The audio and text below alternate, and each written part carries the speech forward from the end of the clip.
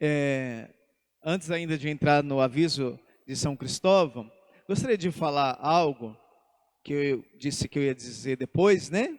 Fora da homilia, que é o seguinte, e aqui até mesmo alguns esclarecimentos, porque a gente ouve algumas pessoas falando, às vezes chega até nós, de algumas pessoas que antes de a gente agora liberar a missa mesmo, né, de verdade para o povo, algumas pessoas que falavam assim, quais são os critérios que o padre escolhe para poder as pessoas participarem da missa? Isso antes, né, antes de a gente agora fazer isso direitinho, né?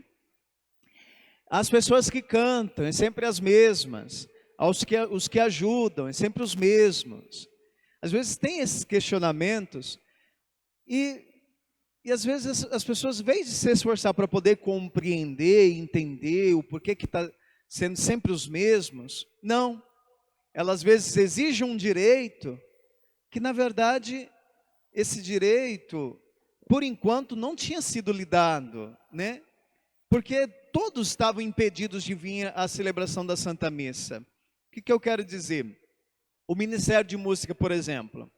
O Ministério de Música é a Vanusa Elisene desde quando começou a pandemia. Aqui eu agradeço muito a generosidade das duas, né? Muito. Os outros ministérios de música, imaginem vocês, um de cada casa, Ministério de Música. Geralmente os ministérios de música é 3, 4, 5, 6 pessoas, né, em cada ministério. E um de cada casa. Para eles poderem vir cantar na missa, eles têm que se reunir para poder ensaiar. Então só um ministério de música que tem 5, 6 pessoas já está fazendo uma aglomeração. E cada um de uma casa. Entende? E a Vanusa e a Elisene, estou dando só um exemplo. A Vanusa e a Elisene, elas são irmãs, para começar. E depois, elas têm uma facilidade de tirar a música. E elas têm contato direto. Elas não moram na mesma residência, mas vivem diariamente, né? Vivem quase que juntas. Todos os dias elas estão se encontrando. E é mais fácil para elas. E aqui, novamente, como que eu já disse, agradeço pela generosidade delas, né? Às vezes, os leitores, né? Às vezes quase, se você pegar todas as missas que a gente transmitiu, você vai ver que várias vezes repetiram os leitores. E aqui é um cuidado que o padre tem com a equipe que está trabalhando, que ele, olha, essa equipe aqui é desde o começo, né? Eu, a Kelly, o Reginaldo, o Neném, a Vanusa, a Elisene, mais para frente depois veio fugiu o nome.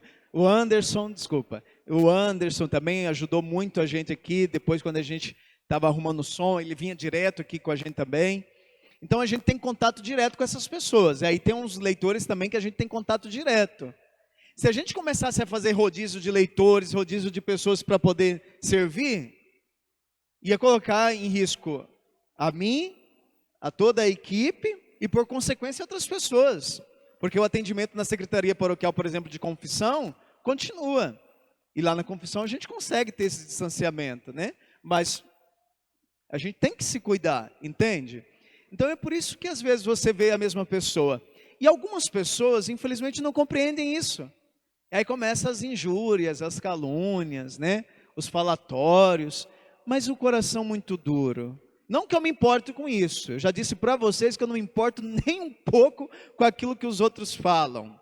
Não me importo. Mas não fico sem dormir por causa disso. Jamais, né? Eu tenho muitas outras coisas para me preocupar, né? Não me preocupo nem um pouco com aquilo que as pessoas falam, de calúnia, injúrias, etc e tal. Não me preocupo nem um pouco. Mas eu me incomodo no sentido de que as pessoas às vezes estão dentro da igreja e estão com esse coração duro, né? E eu rezo por essas pessoas que não compreendem. Então, se coloque no nosso lugar, né?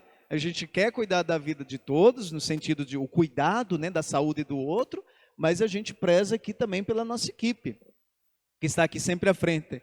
Tem os acólitos aqui também. Agora que a gente está permitindo um ou outro acólito servir, mas geralmente era um era um só que estava servindo, depois a gente permitiu mais um e ficou só esses dois servindo aqui o altar, justamente para que a gente evite ter contato com muitas pessoas. E mesmo assim, vocês sabem que jovens gostam de bater perna aí, né?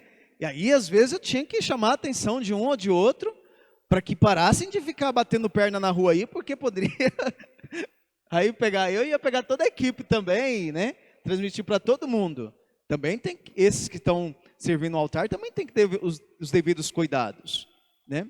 Então era isso que eu queria dizer, principalmente para aqueles que têm um coração duro e que estava falando coisas sem dever.